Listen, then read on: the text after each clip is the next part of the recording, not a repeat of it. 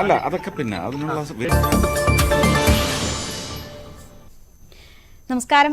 ഇന്ന് നമുക്കൊപ്പം ഉള്ളത് ഒരു സംരംഭകയാണ്. കർപ്പൂര നിർമ്മാണ യൂണിറ്റ് നടത്തുന്ന സൂര്യയാണ് നമുക്കൊപ്പം ഇന്ന് അതിഥിയായി ചേരുന്നത്. സൂര്യ എൻ്റെ ഒരു ഫ്രണ്ടാണ്, മുൻ മാധ്യമപ്രവർത്തക കൂടിയാണ്.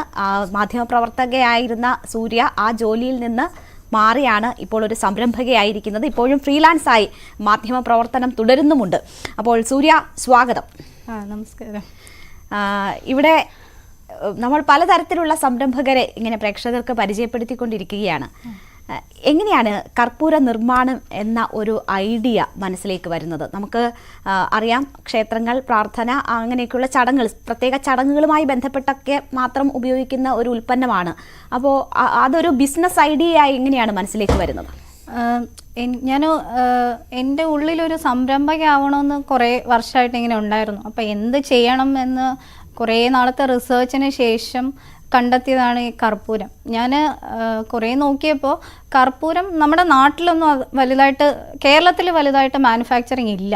കൂടുതലും തമിഴ്നാട്ടിലാണുള്ളത്. അപ്പം ഞാനത് തമിഴ്നാട്ടിൽ ഉള്ള കർപ്പൂരം ഇവിടെ കേരളത്തിൽ നമുക്ക് ഉണ്ടാക്കിയാൽ കുറച്ചുകൂടെ മാർക്കറ്റ് പിടിക്കാമല്ലോ എന്നുള്ള ഒരു ഉദ്ദേശത്തിലാണ് ഞാനിത് ആദ്യമായിട്ട് തുടങ്ങിയത്, കർപ്പൂര നിർമ്മാണത്തിലേക്ക് വന്നത്. സൂര്യയുടെ ഈ പ്രോഡക്റ്റുമായി ബന്ധപ്പെട്ട് പ്രധാനമായും പറഞ്ഞു കേൾക്കുന്നത് മായം കലരാത്ത കർപ്പൂരം എന്നതാണ്. നമുക്കറിയാം, ഇപ്പം ജൈവ പച്ചക്കറിയുണ്ട്, അല്ലെങ്കിൽ മായം കലരാത്ത ഭക്ഷണ സാധനങ്ങളുണ്ട്, കെമിക്കൽ ചേരാത്ത, അങ്ങനെയൊക്കെ പറഞ്ഞിട്ടുള്ള പ്രോഡക്റ്റുകൾ നമുക്ക് പരിചിതമാണ്. പക്ഷേ കർപ്പൂരത്തിൻ്റെ കാര്യത്തിൽ മായം കലരാത്ത കർപ്പൂരം എന്താണ് അതുകൊണ്ട് ഉദ്ദേശിക്കുന്നത്? എങ്ങനെയാണ് അത് പ്രധാനപ്പെട്ട ഒരു മോട്ടോ ആയി നിങ്ങളുടെ മാറുന്നത്? അത് ഞാൻ നേരത്തെ പറഞ്ഞ പോലെ ഞാൻ ഇതിനെക്കുറിച്ച് ഒരുപാട് റിസർച്ച് നടത്തിയായിരുന്നു. അപ്പോൾ ഈ തമിഴ്നാട്ടിൽ നിന്ന് വരുന്ന കർപ്പൂരത്തിനകത്ത് ഭയങ്കര മാരകമായൊരു കെമിക്കൽ കണ്ടൻറ്റ്, വാക്സ് കോട്ടിങ്, ഇതെല്ലാം ആഡ് ചെയ്തിട്ടാണ് ഈ കർപ്പൂരം നമ്മുടെ മാർക്കറ്റിലേക്ക് എത്തുന്നത്. അപ്പം വർഷങ്ങളായിട്ട് ഇതിങ്ങനെ തന്നെ തുടരുകയാണ്. അപ്പം ഞാൻ ഇതിനെക്കുറിച്ച് പല ആൾക്കാരുമായിട്ടൊക്കെ സംസാരിച്ചപ്പോൾ ഇതിനകത്ത് ആഡ് ചെയ്യുന്ന കെമിക്കൽ എന്ന് പറയുന്നത് ഹെക്സമിൻ എന്ന് പറയുന്ന ഒരു കണ്ടൻറ്റാണ്. അപ്പോൾ അതിനകത്ത് നമുക്ക് ശ്വാസകോശമായ സംബന്ധമായ ഒരുപാട് അസുഖങ്ങളും സ്കിൻ ഡിസീസസും ഒക്കെ ഉണ്ടാവുന്നുണ്ട്. അത് പല പൂജാരിമാരിലും സ്കിൻ ഡിസീസസും അതുപോലെ തന്നെ ലങ്സിനൊക്കെ ഒരുപാട് പ്രശ്നങ്ങൾ വരുന്നുണ്ട്. അപ്പോൾ ഇത് നിരന്തരമായിട്ട് യൂസ് ചെയ്തിട്ടാണ് അവർക്കത് ഈ പ്രശ്നം ഉണ്ടാകുന്നത്. അപ്പം ഞാൻ ഇതിനെക്കുറിച്ച് പല ആൾക്കാരുമായിട്ട് സംസാരിച്ചപ്പോൾ ഈ ഒരു ഹെക്സമിൻ കണ്ടൻറ്റ് ആഡ് ചെയ്യാതെ വന്നു കഴിഞ്ഞാൽ മാർക്കറ്റിൽ നല്ല റേറ്റാണ്. കാരണം ഈ കർപ്പൂരത്തിന് 1 കിലോ 2000 രൂപയോളം വിലയുണ്ട്. അപ്പോൾ ഇത് എപ്പോഴും ആൾക്കാർ പ്രോഫിറ്റബിൾ ആണല്ലോ നോക്കുന്നത്. അപ്പം 90 രൂപയുള്ള ഈ ഹെക്സമിൻ എന്ന് പറയുന്ന പൗഡറിന് ആ പൗഡർ ആഡ് ചെയ്ത് ഒരു 10% കർപ്പൂരം, ഒറിജിനൽ കർപ്പൂരം അതിൻ്റെ മണത്തിന് വേണ്ടി മാത്രം ആഡ് ചെയ്താണ് ഇപ്പം നമ്മുടെ നാട്ടിലേക്ക് എത്തുന്നത്. അപ്പോൾ ഞാൻ ആ ഒരു കർപ്പൂരത്തിൻ്റെ പൗഡർ മാത്രം യൂസ് ചെയ്തുകൊണ്ട് എങ്ങനെയാണ് ആൾക്കാരിലേക്ക് ഇത് എത്തിക്കാൻ പറ്റും? നല്ല ശുദ്ധമായ കർപ്പൂരം ഇപ്പം നാട്ടിൽ കിട്ടുന്നേ ഇല്ല. കാരണം ആ ശുദ്ധമായ കർപ്പൂരം മാത്രം വെച്ച് ചെയ്താൽ അതിന് വലിയൊരു ഫിനിഷിങ് കിട്ടത്തില്ല. അപ്പോൾ അതുകൊണ്ട് പലരും ഒരു 10% എങ്കിൽ ഹെക്സമിൻ ആഡ് ചെയ്യും. അപ്പം ഞാൻ അങ്ങനെ ആഡ് ചെയ്യാതെ നോക്കിയപ്പോൾ എനിക്കത് സക്സസ് ആയി വരുന്നുണ്ട്. അതുകൊണ്ട് ഞാൻ ഒരു 100% പ്യുവറായിട്ടുള്ള ക്യാംഫർ പൗഡർ മാത്രം യൂസ് ചെയ്തുകൊണ്ടാണ് ഈ കർപ്പൂരം നിർമ്മിക്കുന്നത്. ഞാൻ നേരത്തെ തന്നെ സൂചിപ്പിച്ചുവല്ലോ, സൂര്യ ഒരു മാധ്യമപ്രവർത്തക കൂടിയാണ്. എനിക്ക് തോന്നുന്നു സൂര്യയിലെ മാധ്യമപ്രവർത്തകയായിരിക്കും ഈ വഴിയിലൂടെയൊക്കെ സൂര്യ നടക്കാനുള്ള കാരണമില്ലേ? എന്താണ് മായം, എന്തൊക്കെ മായങ്ങളാണ് ഇതിൽ കലർത്തുന്നത്, മായമില്ലാതെ എങ്ങനെ നിർമ്മിക്കാം, മായം കലർത്തുന്നത് പോലുമുള്ള ദോഷഫലങ്ങൾ എന്താണ്? അപ്പോൾ അതിൻ്റെ ഒരു അവയർനെസ് കൂടി നൽകുക എന്ന കാര്യമാണോ ഇപ്പോൾ സൂര്യ ഉദ്ദേശിക്കുന്നത്? അതെ, തീർച്ചയായിട്ടും. ഞാൻ ഇത് കൂടുതലും യൂസ് ചെയ്യുന്നത് അമ്പലവുമായി ബന്ധപ്പെട്ട പൂജാരിമാരൊക്കെയാണ്. അപ്പം അവർക്കറിയാം, അവർ അവയറാണ്. കാരണം ഇത് ഉപയോഗിച്ച് കഴിഞ്ഞാൽ അവർക്ക് എന്തൊക്കെ പ്രശ്നങ്ങൾ ഉണ്ടാവുന്നൊക്കെ പലർക്കും അറിയാം. ഇത് അവർ മാത്രം അറിഞ്ഞാൽ പോരല്ലോ, ഇത് ആൾക്കാരിലേക്ക് എത്തിക്കുക എന്നുള്ളൊരു ഉദ്ദേശത്തോടു കൂടിയാണ് ഞാനിപ്പോൾ ഇങ്ങനെ ഒരു പ്യുവർ എന്നുള്ളൊരു രീതിയിൽ മുന്നോട്ട് പോകുന്നത്. തീർച്ചയായും. നമുക്ക് ഈ പ്രധാനമായും ഈ പ്രോഡക്റ്റ് കർപ്പൂരമായതുകൊണ്ട് തന്നെ പ്രധാനമായും ഓർഡറുകൾ കിട്ടേണ്ടത് ഈ ക്ഷേത്രങ്ങളുമായി ബന്ധപ്പെട്ട് ഒക്കെയാണ്. എങ്ങനെയാണ് ഇതിൻ്റെ ഒരു വിപണി സൂര്യ കണ്ടെത്തുന്നത്? അവിടെ തന്നെ ഇപ്പോൾ സൂര്യ തന്നെ സൂചിപ്പിച്ചു, മായം കലർന്ന പ്രോഡക്റ്റ് കിട്ടുന്നുണ്ട്. അത് വളരെ ലോ കോസ്റ്റിൽ മാർക്കറ്റിൽ അവൈലബിൾ ആകുന്ന സാഹചര്യമുണ്ട്. സൂര്യയുടെ നിർമ്മാണ രീതി വ്യത്യസ്തമാണ്. അപ്പോൾ അതിന് കോസ്റ്റ് കൂടാനുള്ള സാധ്യതയുണ്ട്. അപ്പോൾ ഇതിൻ്റെ മാർക്കറ്റിംഗ് എത്രമാത്രം ബുദ്ധിമുട്ടേറിയതാണ്? എങ്ങനെയാണ് അതിൻ്റെ മാർക്കറ്റ് കണ്ടെത്തുന്നത്? ഇത് ശരിക്കും പറഞ്ഞാൽ ഞാനിപ്പോൾ നേരിടുന്ന വലിയൊരു വെല്ലുവിളി മാർക്കറ്റിംഗ് തന്നെയാണ്. കാരണം ഞാൻ ഒറ്റയ്ക്കാണ് ഈ പ്രൊഡക്ഷൻ ചെയ്യുന്നത്. ഇതിന് മാർക്കറ്റിങ്ങിന് എനിക്കൊരു സ്റ്റാഫുണ്ട്. എന്നാൽ പോലും പലരും പല കടകളിലും സമീപിക്കുമ്പോൾ വളരെ പുച്ഛത്തോടെയാണ് അവർ കാണുന്നത്. കാരണം ഈ കത്തി കരിഞ്ഞ് പോകുന്ന സാധനത്തിന് എന്തിനാണ് ഇങ്ങനെ പ്യൂരിറ്റി? ഞങ്ങൾക്ക് 100 രൂപയ്ക്ക് 200 രൂപയ്ക്ക് കിലോ ആൾക്കാർ ഇവിടെ കൊണ്ടു തരുന്നുണ്ട്. ഞങ്ങൾക്ക് അത് കൊടുത്താൽ മതി. ആൾക്കാരും ഇതിനകത്ത് പ്യുവറാണോ ഓർഗാനിക് ആണോ എന്നൊന്നും അന്വേഷിക്കാറില്ല. ഈ കത്തി കരിഞ്ഞ് പോകുന്ന സാധനത്തിന് എന്തിനാണ് പ്യൂരിറ്റി എന്നൊക്കെയാണ്. ഞാൻ മാർക്കറ്റിംഗാണ് ഏറ്റവും കൂടുതൽ നേരിടുന്ന വലിയൊരു വെല്ലുവിളി. തീർച്ചയായും ഇപ്പോൾ നമ്മൾ വലിയ വലിയ ബ്രാൻഡുകളുടെ ഈ വിളക്കുതിരി അതൊരു വലിയ ബിസിനസ് സംരംഭമായി മാറുന്നത് എങ്ങനെയാണെന്ന് നമ്മൾ കേരളം തന്നെ കണ്ടിട്ടുള്ളതാണ്. പിന്നെ വലിയ വലിയ ബ്രാൻഡുകളുടെ ഈ നിലവിളക്കിലൊഴിക്കുന്ന എണ്ണ ഭഗവാൻ എന്തിനാണ് ഈ വിളക്കിലൊഴിക്കുന്നതിന് അത്ര പ്യൂരിറ്റി വേണമോ എന്ന കാര്യം പലരും സംശയം ഉന്നയിക്കുന്നതാണ്. പക്ഷേ അതിൻ്റെ വലിയ വലിയ ബ്രാൻഡുകളുടെ പരസ്യം പോലും ഭഗവാനെ അങ്ങനെ കബളിപ്പിക്കാൻ പറ്റില്ല എന്നൊക്കെ പറഞ്ഞിട്ടാണ്. മാത്രമല്ല അതിൻ്റെ ദോഷഫലങ്ങളും ഒക്കെ ചൂണ്ടിക്കാണിച്ചിട്ടാണ്. ശരിക്കും പറഞ്ഞാൽ സമാനമായ അവസ്ഥ തന്നെയാണ് സംരംഭകയായ സൂര്യയും നേരിടുന്നത്.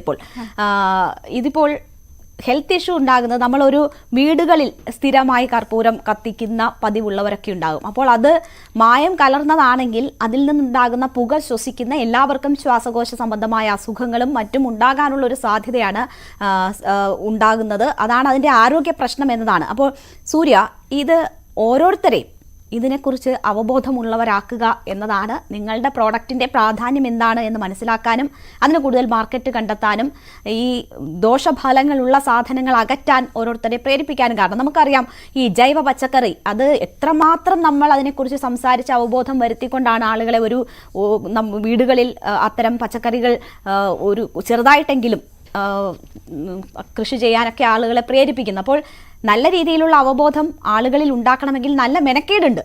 എന്താണ് സൂര്യയുടെ മുന്നിലുള്ള മാർഗങ്ങൾ?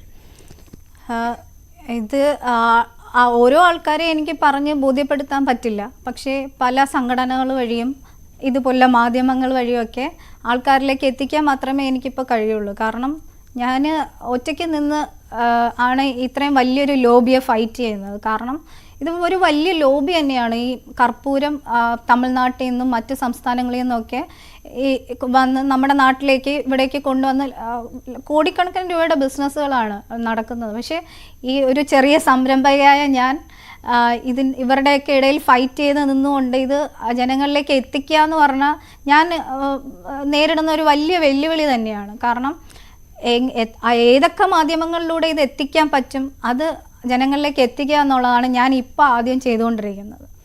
തീർച്ചയായും ഈ ക്ഷേത്രങ്ങളുമായി ബന്ധപ്പെട്ടാണ് ഇത് പ്രധാനമായും ഉപയോഗിക്കുന്നതെന്ന് പറഞ്ഞല്ലോ. അപ്പോൾ നമുക്കറിയാം പ്രധാനപ്പെട്ട പൂജ നടക്കുന്ന സമയത്ത് ശ്രീകോവിൽ പോലും അടച്ച് അതിനുള്ളിൽ ആണ് ഈ കർപ്പൂരം പോലെയുള്ളവ കത്തിക്കുകയും മറ്റും ചെയ്യുന്നത്. അപ്പോൾ ആ പുക അതിനുള്ളിൽ മാത്രം തങ്ങി നിന്ന് അവർക്ക് അത് ശ്വസിച്ച് അസുഖങ്ങൾ ഉണ്ടാകുന്ന സാഹചര്യങ്ങൾ കൂടിയാണ് സൂര്യ നേരത്തെ ചൂണ്ടിക്കാട്ടിയത്. അപ്പോൾ ഈ ക്ഷേത്രം ഭരണസമിതികൾ അങ്ങനെ അതുമായി ബന്ധപ്പെട്ട് പ്രവർത്തിക്കുന്നവർ അവിടെ ഈ സാധനങ്ങൾ എത്തിച്ചു നൽകുന്നവർ അവരുമായി ബന്ധപ്പെട്ടൊക്കെ ഈ കാര്യങ്ങൾ സംസാരിക്കാനോ അവരുടെ ശ്രദ്ധയിലേക്ക് ഇത് കൊണ്ടുവരാനോ ശ്രമിച്ചിട്ടുണ്ടോ?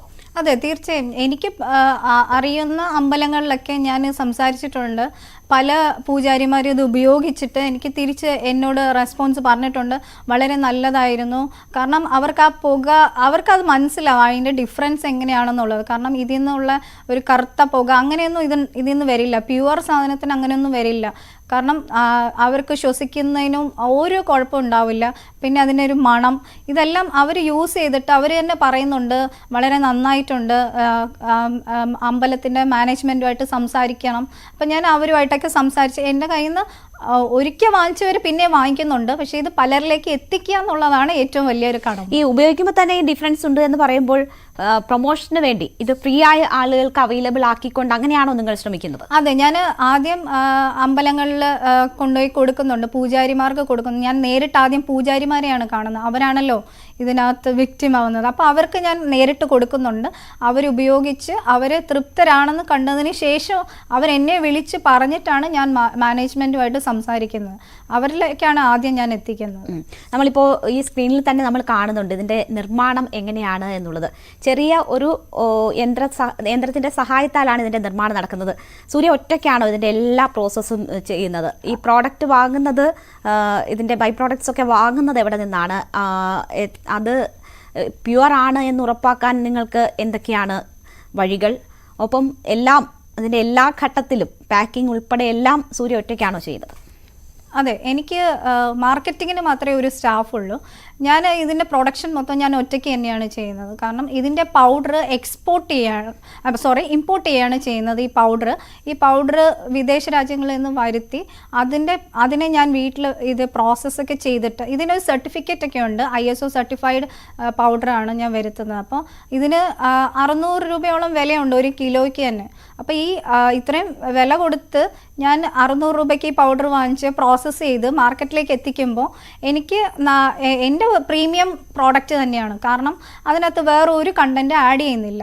പക്ഷേ മറ്റുള്ളവരിൽ ഹെക്സമിൻ കണ്ടൻറ്റൊക്കെ ആഡ് ചെയ്യുമ്പോൾ അവർക്ക് വളരെ തുച്ഛമായ രീതിക്ക് മാർക്കറ്റിലേക്ക് എത്തിക്കാൻ പറ്റും. പക്ഷേ എനിക്കത് പറ്റാത്തതാണ് ഞാൻ ഇപ്പോൾ നേരിടുന്ന ഒരു വെല്ലുവിളി എന്ന് പറയുന്നത്. ഈ ഒരു യൂണിറ്റ് കൊണ്ട് തന്നെ എത്ര പ്രൊഡക്ഷൻ നമുക്ക് ഇപ്പോൾ ബിസിനസ് അനുസരിച്ചായിരിക്കും അതിൻ്റെ പ്രൊഡക്ഷൻ എങ്കിൽ പോലും ഒരു യൂണിറ്റിൽ നമുക്ക് എത്ര വരെ പ്രൊഡക്ഷൻ സാധ്യമാകും?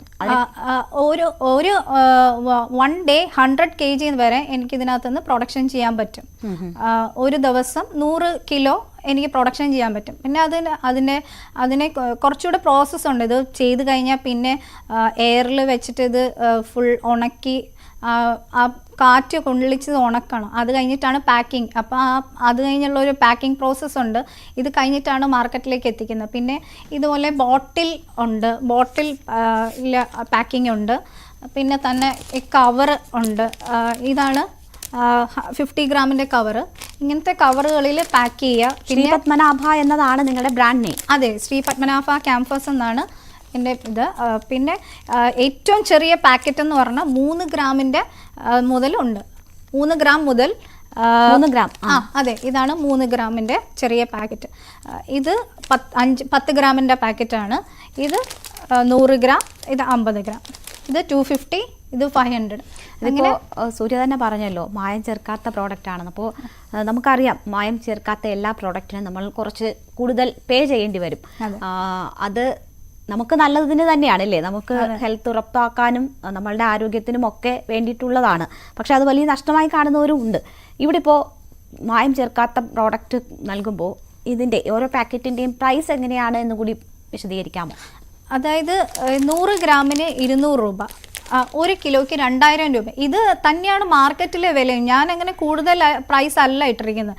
പക്ഷേ ഇതിന് ഇടനിലക്കാരുണ്ടല്ലോ, അവരാണ് ഇതിനകത്ത് 200 രൂപയ്ക്കും 100 രൂപയ്ക്കും ഒക്കെ 1 കിലോ കൊടുത്ത് അവരാണ് കൂടുതൽ ലാഭം കൊയ്യുന്നത്. കാരണം അല്ല, മനസ്സിലായില്ല സൂര്യ. ഇതിപ്പോൾ 100 ഗ്രാമിന് 200 രൂപ. അത് തന്നെ ആ വിലയ്ക്ക് തന്നെയാണ് മായം കലർന്ന പ്രോഡക്റ്റുകൾ. അതെ, മാർക്കറ്റിൽ ആ വില തന്നെയാണ്. പക്ഷേ അപ്പോൾ സൂര്യ നഷ്ടം സഹിച്ചാണോ ഇപ്പോൾ ഇത് കൊടുക്കുന്നത്, അതോ വലിയ ലാഭം എടുക്കാതെ കൊടുക്കുക? ഞാൻ വലിയ ലാഭം എടുക്കാതെ കൊടുക്കുകയാണ്. കാരണം ഇവരുമായി മത്സരിക്കാൻ അതെ, കാരണം എൻ്റെ ബയേഴ്സ് എന്ന് പറഞ്ഞു കഴിഞ്ഞാൽ അമ്പലത്തിലെ അമ്പലക്കാരാണ് എൻ്റെ ബയേഴ്സ്. കാരണം അവർക്ക് ഹോൾസെയിലുകാർ കൊടുക്കുന്നതിൻ്റെ കാലം കുറച്ചുകൂടെ റേറ്റ് കുറച്ച് കൊടുത്താലും എനിക്ക് ലാഭമേ ഉണ്ടാവും. കാരണം ഹോൾസെയിലുകാരാണ് അവരുണ്ടാക്കുന്നത്. ഓഹോ, ഇതിന്റെ യഥാർത്ഥ പ്രോഡക്ട്സ് ഉപയോഗിക്കാതെ മായം കലർത്തി ഇത് നിർമ്മിച്ച് ഇടനിലക്കാർ ലാഭം കൊയ്യുന്നു. അതാണ് ഇതിന്റെ മാർക്കറ്റിലെ ഏറ്റവും പ്രധാനപ്പെട്ട പ്രശ്നം.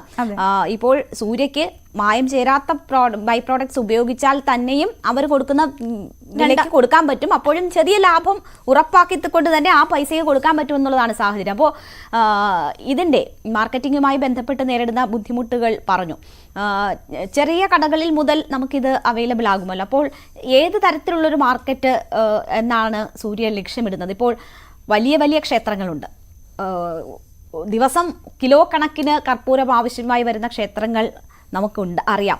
അപ്പോൾ ഗുരുവായൂർ പത്മനാഭസ്വാമി ക്ഷേത്രം അങ്ങനെയൊക്കെയുള്ള വലിയ വലിയ ക്ഷേത്രങ്ങൾ മുതൽ ഇടത്തരം ക്ഷേത്രങ്ങളും ഒക്കെയുണ്ട്.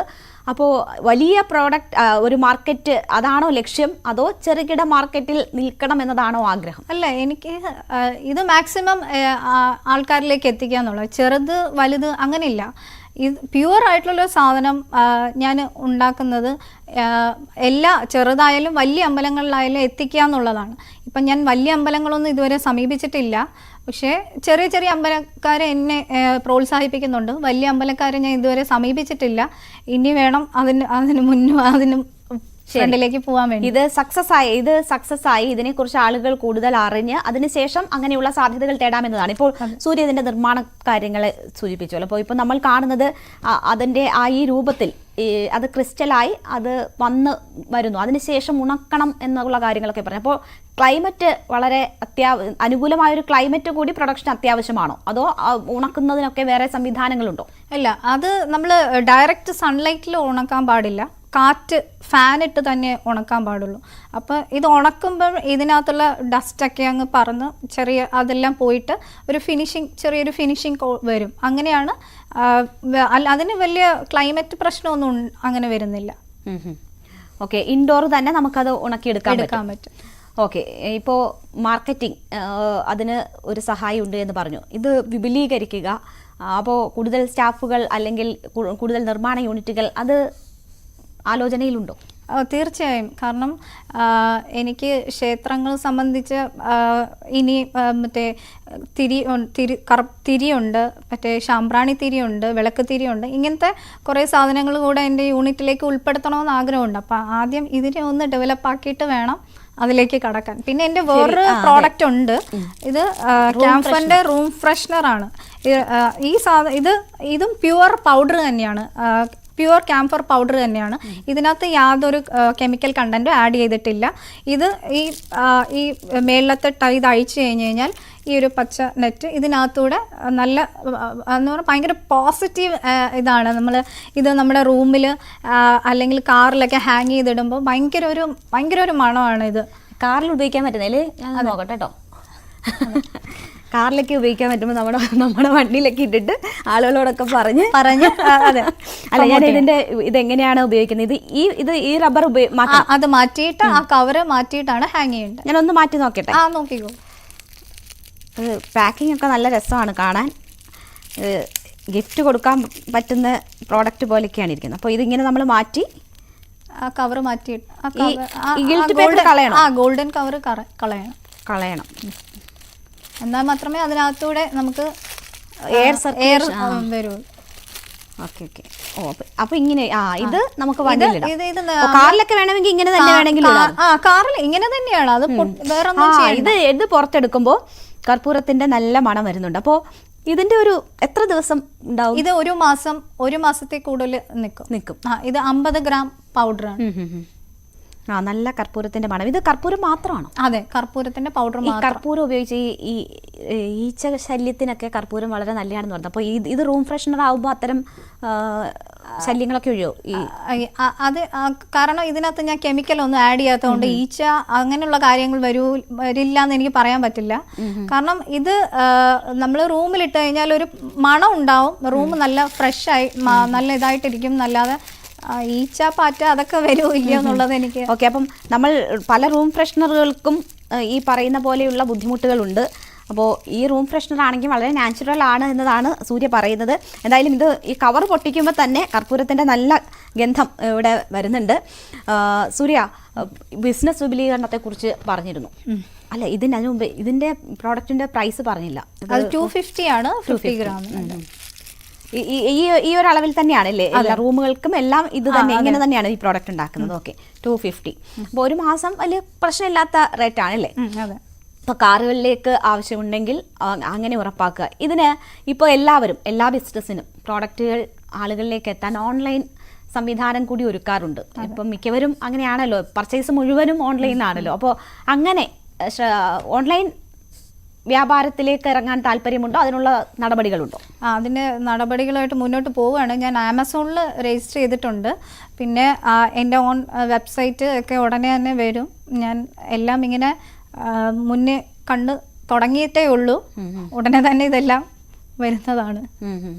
ഓക്കെ, അപ്പം മായമില്ലാത്ത പ്രോഡക്റ്റ് എന്നുള്ള രീതിയിൽ തന്നെ ആയിരിക്കും പത്മനാഭ ക്യാംഫർ ആളുകളിലേക്ക് എത്താൻ പോകുന്നത്. അതെ അതെ. ഓക്കെ, മാധ്യമപ്രവർത്തകയായിരുന്നു എന്ന് പറഞ്ഞല്ലോ.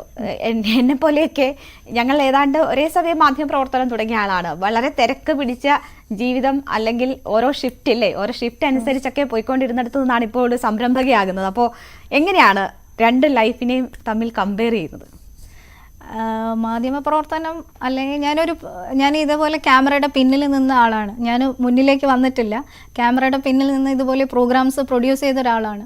അപ്പം അതെനിക്ക് പാഷനാണ്. എനിക്ക് പ്രോഗ്രാംസ് അതൊക്കെ എൻ്റെ പാഷനാണ്. ഇതെൻ്റെ ജീവിതമാർഗ്ഗമാണ്. ഇപ്പം ഇതെൻ്റെ ജീവിതമാർഗ്ഗവും അതെൻ്റെ പാഷനുമായിട്ട് കൊണ്ടു നടക്കുകയാണ്. ഇപ്പോൾ ഫ്രീലാൻസ് ആയിട്ട് ചില പ്രോഗ്രാമുകളൊക്കെ ചെയ്യുന്നുണ്ട്. അപ്പോൾ അതും ഇതും ഒക്കെ കൂടെ ഒരുമിച്ച് കൊണ്ടുപോകാൻ ഞാൻ രണ്ടും ഒരുപോലെ കൊണ്ടുപോകുന്നുണ്ട്. രണ്ടും ഫ്രീലാൻസും ഇതും ആകുമ്പോൾ എനിക്ക് എൻ്റെ ഇഷ്ടത്തിന് ജോലി ചെയ്യാം, എൻ്റെ ഇഷ്ടത്തിന് എൻ്റെ ബിസിനസ് കൊണ്ടുപോകാം. അതുകൊണ്ട് തന്നെയാണ് ഞാൻ ഫ്രീലാൻസിലേക്ക് ഒതുങ്ങിയത്. കാരണം എൻ്റെ ബിസിനസ് മുന്നോട്ട് കൊണ്ടുപോകണം. പണ്ട് മുതലേ ഉള്ളൊരു സ്വപ്നമാണ്. ഞാൻ ഡിഗ്രിക്ക് പഠിക്കുന്ന സമയത്ത് എനിക്കൊരു ബൊട്ടീക്ക് ഉണ്ടായിരുന്നു. ഞാൻ ബൊട്ടീക്ക് സ്റ്റാർട്ട് ചെയ്തിട്ടുണ്ടായിരുന്നു. അത് പിന്നെ ഈ പറഞ്ഞ പോലെ മാധ്യമ സ്ഥാപനങ്ങളിൽ ജോലി ഒക്കെ ആയപ്പോഴത്തേക്ക് അത് പതുക്കെ നിർത്തിയിട്ടാണ് പിന്നെ അതിലേക്ക് വന്നത്. 10-17 വർഷം മീഡിയ ഫീൽഡിൽ നിന്നിട്ടാണ് ഇപ്പോൾ ഈ ബിസിനസ്സിലേക്ക് ഇറങ്ങിയത്. അപ്പോൾ എൻ്റെ ഒരു പാഷൻ എപ്പോഴും എനിക്ക് എൻ്റെ വർക്കുകൾ തന്നെയാണ്, മാധ്യമപ്രവർത്തനം തന്നെയാണ്. പിന്നെ ഇതെൻ്റെ ജീവിതമാർഗമായി ഇപ്പോൾ കൊണ്ടുപോകുന്നു. ഇപ്പോൾ ഈ സൂര്യ പറയുന്ന പോലെ തന്നെ എനിക്കും ഭാവിയെക്കുറിച്ച് ആലോചിക്കുമ്പോൾ, ഞാൻ കൊമേഴ്സൊക്കെ പഠിക്കുന്ന സമയത്ത് ഞാനും ഇതേപോലെ എന്തെങ്കിലും സംരംഭം തുടങ്ങും എന്നതായിരുന്നു എൻ്റെ ആഗ്രഹം. ആ സമയത്തൊക്കെ PSC ടെസ്റ്റ് പോലും എഴുതാൻ താല്പര്യമില്ല, അല്ലെങ്കിൽ എന്തിനാണ് എനിക്കൊരു സർക്കാർ ജോലി അങ്ങനെ ഒരിടത്ത് ഒതുങ്ങിക്കൂടാൻ താല്പര്യമില്ല എന്ന് പറഞ്ഞിട്ടുന്ന ആളാണ്. പക്ഷേ പിന്നീട് ജീവിതം ഇങ്ങനെയൊക്കെ മാറി മാറി മാധ്യമപ്രവർത്തകയായി ഇപ്പോൾ അതിൽ വർഷങ്ങളായി തുടരുന്നു. ഞങ്ങളുടെ സുഹൃത്തുക്കൾക്കിടയിൽ സൂര്യയാണ് ആദ്യം സംരംഭ രംഗത്തേക്ക് ഇറക്കിയത്. സൂര്യ സക്സസ് ആയിട്ട് വേണം എനിക്ക് അസിസ്റ്റന്റ് ആയിട്ട് അല്ലെങ്കിൽ പാർട്ണറായിട്ട് സൂര്യയോടൊപ്പം പോവാൻ. അതിൻ്റെ പ്രാഥമികമായ ചർച്ചകളൊക്കെ ഞങ്ങൾ നടത്തി വെച്ചിരിക്കുകയാണ്. അപ്പോൾ ആദ്യം ഇറങ്ങി റിസ്ക് എടുക്കാൻ എനിക്ക് വയ്യാത്തതുകൊണ്ടാണ് സൂര്യ ഇത് തുടങ്ങുന്നത്. ഞങ്ങളുടെ ആലോചനയിൽ വേറെ ചില ബിസിനസ്സൊക്കെ ഉണ്ട് ഇല്ലേ, വെർജിൻ കോക്കനട്ട് ഓയിൽ സംബന്ധിച്ചുള്ള ബിസിനസ്സും അതിൻ്റെയൊക്കെ പ്രാഥമിക പഠനമൊക്കെ സൂര്യ നടത്തുന്നു. സൂര്യയെ സംബന്ധിച്ച് പറഞ്ഞാൽ ഏതെങ്കിലും ഒരു കാര്യം തീരുമാനിച്ചു കഴിഞ്ഞാൽ അതിന് വേണ്ടി ഇഷ്ടം പോലെ സമയം അങ്ങ് ചിലവഴിക്കും. അതുമായി ബന്ധപ്പെട്ട എല്ലാ കാര്യങ്ങളും വായിക്കും, പഠിക്കും, മനസ്സിലാക്കും, ഒരുപാട് ആളുകളോട് അത് ക്രോസ് ചെക്ക് ചെയ്യും. അങ്ങനെ അതിനുവേണ്ടി 100% അങ്ങ് സമർപ്പിക്കുക എന്നതാണ് സൂര്യയുടെ ഒരു രീതി. സൂര്യ, അപ്പോൾ ഞാൻ പറഞ്ഞത് ഈ സംരംഭക ജീവിതത്തിൽ ഒരുപാട് കാര്യങ്ങൾ സൂര്യ ആലോചിച്ചിട്ടുണ്ട് അല്ലേ? ഈ അതിൽ പെട്ട ഒരെണ്ണമാണ്. അപ്പോൾ ഇപ്പോൾ ഇത് മറ്റൊരു വഴിയാണ്. വെർജിൻ കോക്കനട്ട് ഓയിൽ, കോക്കനട്ടുമായി ബന്ധപ്പെട്ടുള്ള ഒരു വലിയ പ്രോജക്റ്റ് മനസ്സിൽ കൊണ്ടു നടക്കുന്ന ആളാണ്. ഇത് പകുതി വഴിക്ക് ഉപേക്ഷിച്ചിട്ട് ഇനി അതിലേക്ക് പോവുമോ? ഇല്ലല്ലോ, ഒരിക്കലും ഇത് ഉപേക്ഷിക്കില്ല. ഇതിന്റെ കൂടെ ഞാൻ അതെന്റെ ഒരു വലിയൊരു ഡ്രീം പ്രോജക്റ്റ് ആണ്. അതൊരു കോടിക്കണക്കിന് രൂപയുടെ ഒരു പ്രോജക്റ്റ് ആണ്. അത് ഞാൻ മനസ്സിൽ ഉദ്ദേശിച്ചിരുന്നത്. അത് സ്റ്റാർട്ട് ചെയ്യാനാണ് ഞാൻ ഒരു 4-5 വർഷം അതിന്റെ പുറകിൽ റിസർച്ച് ഒക്കെ ചെയ്തതാണ്. അത് തൽക്കാലം മാറ്റി വെച്ചിട്ടാണ് ചെറുതിൽ നിന്ന് തുടങ്ങാമെന്ന് വിചാരിച്ചത്. ഇത് തീരെ ചെറുതെന്നല്ല ഞാൻ പറയുന്നത്, പക്ഷേ അതും എൻ്റെ മനസ്സിൽ മായം കലരാത്ത നല്ല സാധനം ആൾക്കാരിലേക്ക് എത്തിക്കണം എന്ന് തന്നെയാണ്. അപ്പോൾ ഇതിൽ നിന്നും അതിലേക്ക് എത്തുക എന്നതാണ് എൻ്റെ ഇപ്പോഴത്തെ ഒരു ലക്ഷ്യം. അതിൻ്റെ ആദ്യ പടിയാണ് അല്ലേ? അതെ. മറ്റേ പ്രോജക്റ്റുമായി ബന്ധപ്പെട്ട് ഈ 4 വർഷം എന്ന് പറയുന്നത് ഒരുപാട് പഠിക്കാനും വായിക്കാനും ഒക്കെ ചെലവഴിച്ചതാണ്. അതെ.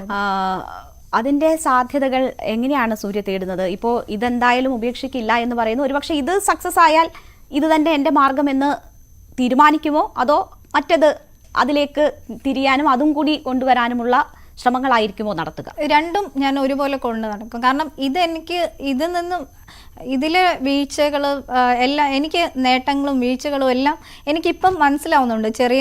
ചെറിയ ബിസിനസ്സിലൂടെ നമ്മൾ എപ്പോഴും വലുതിലേക്ക് പോവാമെന്നുള്ളൊരു പാഠമാണ് എനിക്ക് ഇതിൽ നിന്ന് കിട്ടുന്നത്. കാരണം ഇതിപ്പോൾ എനിക്ക് ഒറ്റയ്ക്ക് മാനേജ് ചെയ്യാൻ പറ്റുന്ന ഒരു ബിസിനസ്സാണ്. മറ്റേതാകുമ്പം ഒരുപാട് ആൾക്കാരെ മാനേജ് ചെയ്യേണ്ട ഒരു ബിസിനസ്സാണ്. അപ്പോൾ ഇത് സക്സസ് ആയിക്കൊണ്ട് തന്നെ മറ്റതിലേക്ക് കടക്കാം. അതൊരു ഡ്രീം ആയിട്ട്. എൻ്റെ കമ്പനിയുടെ പേര് അലാസ്ക എന്റർപ്രൈസസ് എന്നാണ്. അപ്പം അലാസ്കയുടെ കീഴിൽ ഒരുപാട് ബ്രാഞ്ചുകൾ, ഒരുപാട് സംരംഭങ്ങൾ ഇങ്ങനെ തുടരണമെന്നാണ് എൻ്റെ ആഗ്രഹം. അല്ല, ഒരു ബ്രാഞ്ച് ഞാനായിരിക്കും ഭാവിയിൽ ഓപ്പറേറ്റ് ചെയ്യാൻ പോകുന്നത്. വേണമെങ്കിൽ പ്രേക്ഷകർക്ക് ഉറപ്പ് കൊടുക്കാം കേട്ടോ. എന്നോട് രേണു പലപ്പോഴും ചോദിക്കാറുണ്ട്, ഞാൻ എന്ത് ചെയ്യണോടെ, ഞാൻ സൈഡിലൂടെ എന്തെങ്കിലും ചെയ്യട്ടോ. ഞാൻ എപ്പോഴും പറഞ്ഞു കൊടുക്കാറുണ്ട്, പക്ഷേ പുള്ളിക്കാരി ഇതുവരെ നടപ്പാക്കി കണ്ടിട്ടില്ല. എനിക്ക് ഒരു സ്റ്റാർട്ടിങ് ട്രബിൾ ആണ്. കാരണം എനിക്ക് ഇപ്പോഴത്തെ ജോലി ഞാൻ ആസ്വദിച്ച് ചെയ്യുന്ന ജോലിയാണ്. അപ്പോൾ അതിലൊരു ബ്രേക്ക് വരാതെ എന്ത് കൂടെ കൊണ്ട് നടക്കാൻ പറ്റും എന്നുള്ളതാണ്. പക്ഷേ ഒരുപാട് ഉത്തരവാദിത്തങ്ങൾ ഉള്ളതുകൊണ്ട് തന്നെ ഇപ്പോൾ അത് പറ്റുന്നില്ല. എന്തായാലും സൂര്യയുടെ വഴി നോക്കിയായിരിക്കും നമ്മൾ പുറകെ വരാൻ പോകുന്നത്. സൂര്യ, ഇപ്പോൾ ഒരുപാട് സ്വപ്നങ്ങളുണ്ട്, ബിസിനസ്സുമായി ബന്ധപ്പെട്ട ഒരുപാട് സ്വപ്നങ്ങളും കാഴ്ചപ്പാടുകളും ഉണ്ട്. അതിനോടൊപ്പം തന്നെ പാഷനായ മാധ്യമപ്രവർത്തനം കൊണ്ടുപോകണമെന്ന് ആഗ്രഹമുണ്ട്. പിന്നെ മറ്റ് ചില വരുമാന മാർഗങ്ങളൊക്കെ വേറെ ചിലതുണ്ട്, അത് ഞാൻ ഇപ്പം പറയുന്നില്ല എന്നേ ഉള്ളൂ. അപ്പോൾ എല്ലാ ഉത്തരവാദിത്വങ്ങളും കൂടി കൊണ്ടു നടക്കുന്ന ഒരു അങ്ങനെ ഒരു മാതൃകയാണ് സൂര്യ ഞങ്ങളെയൊക്കെ സംബന്ധിച്ച്. വീട്ടുകാരുടെ, ഹസ്ബൻഡിൻ്റെ, കുടുംബത്തിൻ്റെയൊക്കെ സപ്പോർട്ട് സൂര്യയെ സംബന്ധിച്ച് ഈ മുന്നോട്ടുള്ള പോക്കിൽ എത്രമാത്രം പ്രധാനപ്പെട്ടതാണ്? ഇനിയിപ്പോൾ രാജീവ് എന്നോട് അതിനെക്കുറിച്ചൊന്നും ചോദിച്ചില്ല എന്ന് പറയില്ലല്ലോ. ശരിക്കും എനിക്ക് വീട്ടിൽ എൻ്റെ അമ്മായിയമ്മയാണെങ്കിലും അമ്മയാണെങ്കിലും ഹസ്ബൻഡാണെങ്കിലും മോളാണെങ്കിലും എല്ലാവരും, ഞാനിപ്പോൾ ഈ പറഞ്ഞില്ലേ ഇതിൻ്റെ പാക്കിങ് എൻ്റെ മോള് വരെ എനിക്ക് ഹെൽപ്പ് ചെയ്ത് തരാറുണ്ട്. അവൾക്ക് സമയം കിട്ടുമ്പോൾ അവൾ സ്റ്റിക്കർ ചെയ്യുക, പാക്ക് ചെയ്യുക. അതുപോലെ ഹസ്ബൻഡും മീഡിയയിലാണ്. അപ്പം പുള്ളിക്കും തിരക്കുകളുണ്ട് എങ്കിൽ പോലും എപ്പോഴും ഫ്രീ കിട്ടിയാലും എനിക്ക് വന്ന് സഹായിച്ചു തരാറുണ്ട്. എൻ്റെ വീട്ടിലെല്ലാവരും 100% സപ്പോർട്ടാണ്. കാരണം അവരുടെ സപ്പോർട്ട് ഇല്ലെങ്കിൽ എനിക്ക് ഇങ്ങനെ ഒരു സംരംഭം തുടങ്ങാനേ പറ്റില്ലല്ലോ. അപ്പം അവരുടെ 100% സപ്പോർട്ടുണ്ട്. പിന്നെ എൻ്റെ ഫ്രണ്ട്സ്, എൻ്റെ റിലേറ്റീവ്സ് എല്ലാവരും എനിക്ക് നല്ല രീതിയിൽ എനിക്കിപ്പോൾ സപ്പോർട്ട് തരുന്നുണ്ട്. ശരി, എന്തായാലും സൂര്യ എല്ലാവിധ ആശംസകളും നേരുകയാണ്. മുന്നോട്ടുള്ള വഴിയിൽ സൂര്യയുടെ സ്വപ്നങ്ങൾ ആ രീതിയിൽ എത്തിപ്പിടിക്കാൻ കഴിയട്ടെ, കൂടുതൽ മാർക്കറ്റ് കണ്ടെത്തട്ടെ. അതോടൊപ്പം തന്നെ സൂര്യ പറയുന്നത് എൻ്റെ ബിസിനസ്സിൻ്റെ ലാഭമോ അതിൻ്റെ മുന്നോട്ടുള്ള പോക്കോ അല്ല, ആളുകൾക്ക് ഇതിനെക്കുറിച്ച് അവയർനെസ് ഉണ്ടാക്കണം എന്ന ഒരു ലക്ഷ്യം കൂടിയാണ് സൂര്യയെ സംബന്ധിച്ചുള്ളത്. അതിനുള്ള ശ്രമങ്ങളാണ് സൂര്യ നടത്തുന്നത്. സമൂഹ മാധ്യമങ്ങളുടെയും മറ്റുമൊക്കെ പിൻബലത്തിൽ അത് ജനങ്ങളിലേക്ക് എത്തിക്കാനുള്ള ശ്രമമാണ്. അതിന് ഞങ്ങളുടെ ഈ സംസാരവും ഒരു കാരണമാകട്ടെ എന്ന് ഞാൻ ആശിക്കുകയാണ്. സൂര്യ, എല്ലാവിധ ആശംസകളും. Thank you. മറ്റൊരു അതിഥിയുമായി അടുത്ത ആഴ്ച കാണാം. നമസ്കാരം.